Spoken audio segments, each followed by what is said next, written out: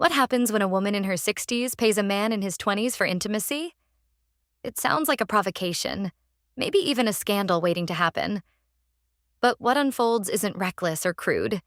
It's quiet, careful, human. It's about what we deny ourselves for decades. And what happens when we finally stop pretending we don't want more. Before I go any further, let me tell you this. What happened next isn't a fantasy, and it isn't a confession either. It's a moment where control shifts so subtly you don't realize you've crossed a line until you're already standing on the other side. Stay with me until the end. Subscribe to the channel. Turn on notifications, because stories like this aren't meant to be rushed. And I promise you, you've never heard one unfold quite like this. I'm 62 years old, and for most of my life I was invisible to myself most of all. My name is Margaret Hale. I'm a retired literature teacher, a widow, a mother whose children no longer need her in the way they once did. My husband passed away 2 years ago, quietly the way he lived, reliable, predictable, emotionally distant. Our life together was full in the ways that looked respectable from the outside. Marriage, stability, routine. But there was a room inside me that was never entered. A door I learned not to knock on.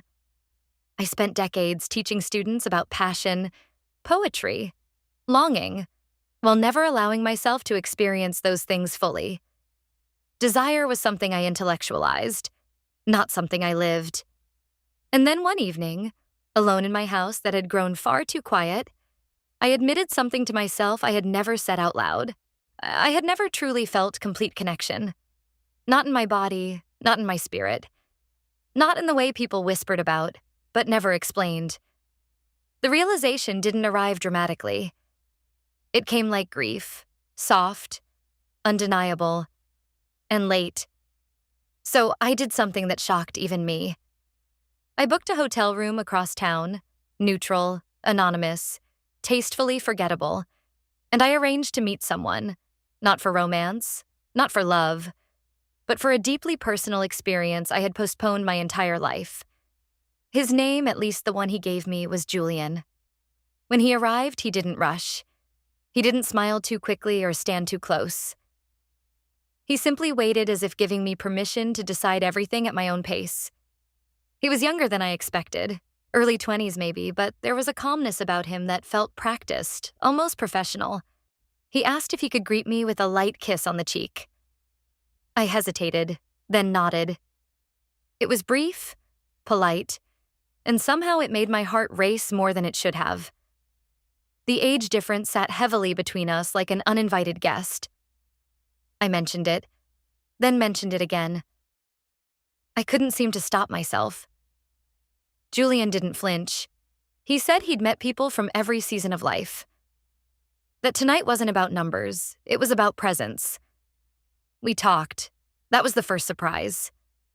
I told him about my years in the classroom, about faith, about rules I followed so faithfully. I never questioned who they served. I told him my marriage had been kind but careful. That intimacy for me had always felt like a responsibility rather than a discovery. There were things I had never experienced, not because I didn't want them, but because I never believed I was allowed to want them. Saying that out loud felt dangerous and freeing. Julian listened without interrupting, without fixing, without pity. He said something that stayed with me. There's nothing inappropriate about wanting to feel alive. Still, my insecurities clawed at me.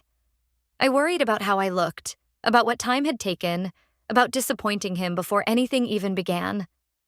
At one point, in a moment of absurd nervousness, I offered him something meant to help him feel ready. He laughed softly, not mocking, just amused. "I won't need that," he said.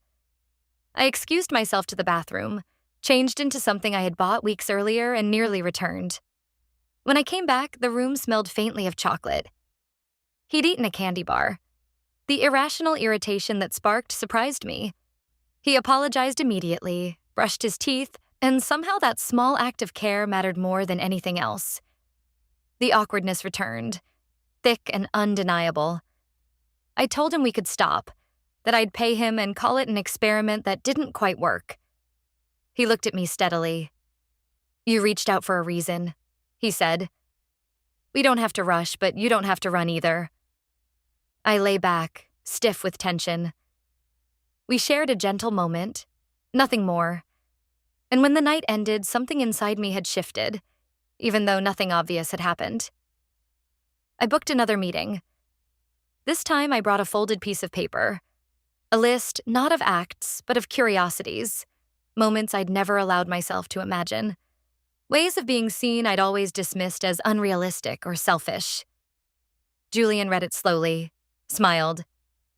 We can take this one step at a time, he said. I even attempted a playful scenario, something borrowed from a life I'd never lived. We laughed. The laughter loosened something, and then unexpectedly I cried. Years of restraint spilled out. Shame, regret, the grief of realizing how long I had waited to meet myself. Julian didn't touch me. He simply sat close, grounding, steady. He said, "Many people arrive carrying the same weight. That release often comes before joy." That night I left feeling lighter, more present, as if a window had cracked open. Over time, I grew curious about him, about who he was beyond the room. He answered carefully. Eventually, he told me his real name was Elliot, that his mother believed he worked far from home in a physically demanding job that explained his absences. There were things he couldn't say. When I pressed gently, he finally shared something painful, that when he was very young, a discovery had fractured his relationship with his family so completely that he'd been erased from their lives. The room went still. I reached out instinctively. He pulled away. "That's not yours to hold," he said quietly.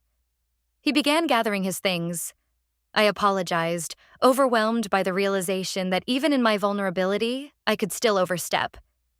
He explained that boundaries were how he survived. He left, saying it would be our last meeting. Days later, I saw him by chance in the hotel cafe. We spoke, not as client and companion, but as two people who had shared something brief and meaningful.